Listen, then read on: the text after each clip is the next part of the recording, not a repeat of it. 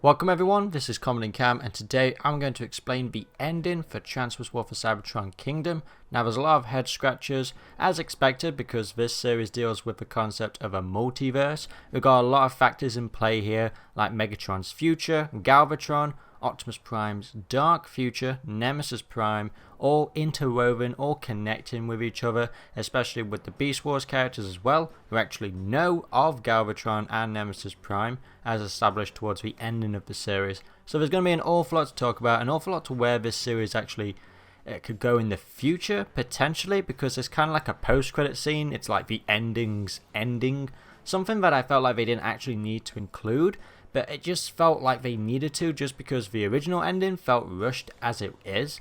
In the end of the series, we have Optimus Prime and Megatron on some sort of a truce level, and it just ends with the Autobots and Decepticons kind of going their separate ways, with the last lines being delivered by Black Arachnia and Starscream, because throughout the series Starscream looks into the Golden Disc, looks at all the futures, and actually is the one to tell Megatron that he turns out to be Galvatron, which kind of makes Megatron switch towards the end of the series, which makes him betray Galvatron and Nemesis Prime. As Starscream becomes really scared and paranoid of the thought of Unicron, and Black Arachnia just tells him that, well, if he is on his way, we'll definitely be prepared for him. Because with the Golden Disc now destroyed, the future is unknown, because Starscream hands Bumblebee the Golden Disc and tells him to be careful of it, to look after it. Starscream's actually telling the Autobots to look after it, because he doesn't feel like the Decepticons should have it at all, which is like a big character twist for Starscream, but Bumblebee just smashes it, and it's just like, okay, what? You've got a very important artifact here, and it's like, okay, I kind of get the moral of it, like, we'll write our own futures, we don't need to know where we're heading, but still, at the same time, it's like, this is a precious artifact, Bumblebee, and you just smashed it. Because with this ending, we have the future now interlinked with the present, so it's like the future is completely being rewritten now. We've got Maximals and Predacons together with Autobots and Decepticons. As the final episode begins, the Autobots and Predacons are jumping through the dead universe to get back to Cybertron, despite Starscream's warning that Galvatron and Nemesis Prime are there waiting for them. And it turns out that Galvatron and Nemesis Prime were kind of behind the trails this entire time of the Golden Disc being placed into Beast Wars Megatron's hands, eventually ending up into Megatron's hands. Their plan is to basically rewrite their entire future, with the hopes that they can break free from Unicron's control. As the Autobots land on Cybertron, they come to realize that it is a wasteland, a complete blizzard. Optimus Prime tells the Autobots to salvage as much as they can while he goes off with the AllSpark, until Bumblebee stops him and tells him to let him do his job with the Alphatron protocols for him to take the AllSpark. But before he does that, he notices in the distance a Leader 1 dead and buried. So it seems that the fight with a Leader 1 and the Decepticons on Cybertron did not turn out good after all. Which was kind of a bit weird that they just kind of left that ambiguous, the last time we saw them, we expected to probably get more of them in this series, but no, they just kind of cut to the fact that, they all died. Prime and B are not able to get across to the temple because there's a giant crater in the way, recently made by Nemesis Prime, who was there waiting for him. And while that's going off, we have Galvatron breaking Megatron free from his cell on the Autobot Ark, and Galvatron is explaining how they need to use the AllSpark to destroy Unicron, not revive Cybertron, because if they don't destroy Unicron, then Megatron will turn into Galvatron and be a slave, and that is what Galvatron is trying to prevent. He's basically trying to prevent himself from his dark fate of being a slave to Unicron, and this is where Megatron is a little bit conflicted, because the entire mission of Megatron throughout this trilogy has been to revive Cybertron, of course his own way, but if he revives Cybertron, then he will inevitably end up somehow back in Unicron's favour and become his slave. But if he destroys Unicron right here and now with the AllSpark instead of reviving Cybertron, then he at least has his own free will.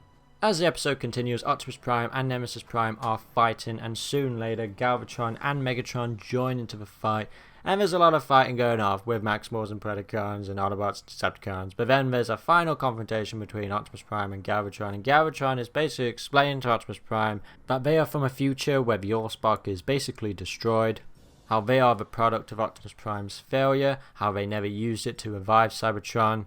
But just because if Optimus Prime revives Cybertron in his timeline doesn't mean that the timeline for Nemesis Prime and Galvatron will be rewritten. It will still stay the same, which is why they are desperately eager for it, so they can actually stop Unicron in their timeline. And somehow, miraculously, Optimus Prime manages to gather all the Predacons and Decepticons together to join their side, basically knocking sense to them, like, if you don't fight with us now, if you don't stop this, then we're all going to be scrap, and there's going to be no Cybertron to revive, so let's just go against Galvatron and Nemesis Prime, because they are out to kill us all, for their own selfish desires. And I will admit, this scene was pretty nice, just seeing them all gather together, especially here in Starscream, try and convince Megatron, to do the better thing. And Megatron obviously does turn on Galvatron and realizes that, well, I'm going to decide my own future, you're not going to decide it for me. Or better said, he'll decide his fate. Bumblebee manages to get the AllSpark into the temple, and as that sets off, it bursts into the air from the temple and uses all the sparks that have been collected, joined the well of AllSparks, and kind of use that as a defense mechanism to stop Galvatron and Nemesis Prime. It's like its shield. And we have a Leader 1, Ultra Magnus, and other dead Autobots and Decepticons kind of appear for the final time. Jetfire as well, they're still dead, but they are just there for that moment to kind of, it's just all these sparks coming together. And we do get a sweet I love you from a Leader 1 to Optimus Prime, says Orion Pax as she goes away, so she clearly forgot his name now. But anyway, she goes back and everything seems all back to normal. Cybertron's still in ruins, but it's still, it's got better weather now. And this is the part where Optimus Prime and Megatron are kind of deciding on where they both go from here now. Optimus Prime attempts to shake his hand, but Megatron just like, nah, and just kind of walks off into the sunset. And that's it. That's kind of like the fate, really. It's just like sort of a mini truce, but just like we won't handshake over it. We'll just kind of go our own way. At least we've kind of got something to fight for now, a planet, of it being, alive again. And then we come to the ending where we have Unicron stating he's going to be starting all over again. He kind of just disintegrates Nemesis Prime and Galvatron, and it kind of leaves the door for Unicron in the future. But then at the same time, it's like, do we actually know if this series is going to continue? Because it all depends on kind of like the toy line. We actually don't know Hasbro's plans for future trilogy toy line, so who knows if they will expand this continuity, if they'll expand the universe for more. On a funny side, actually, you could look at Unicron's line, I'm going to start over from kind of Hasbro's perspective, like either they thought this toy line was a success or not. The toy line was definitely a success, but the series, it's definitely been mixed across the board. But then that could actually be kind of like Hasbro going, alright, this continuity is over, time to start over, time to bring out a new toy line, a new continuity. Like with what happens to every Transformers continuity a few years later. But whether or not they decide to continue this War for Cybertron continuity, I don't know. I hope it's not done by Polygon Pictures, however. I just kind of want new, fresh, creative ideas kind of thrown into the mix now, and I want kind of a better budget. And then what we got with Netflix, who knows, they might do it on a different streaming service instead. I think they might actually continue with Unicron in some way if it's ending. I don't know if this was just supposed to be kind of a treat or kind of an excitement buzz, to get Transformers fans to rally in hopes for another season. I doubt that will happen, however, just with the case of Netflix, I don't think they will, depending on how they look at this series, if it's performed successfully or not. Or it depends on Hasbro as well with the next toy line, how will the next toy line work out? Will it be a reboot or a continuation? Whatever form the next toy line takes, expect a series to follow it.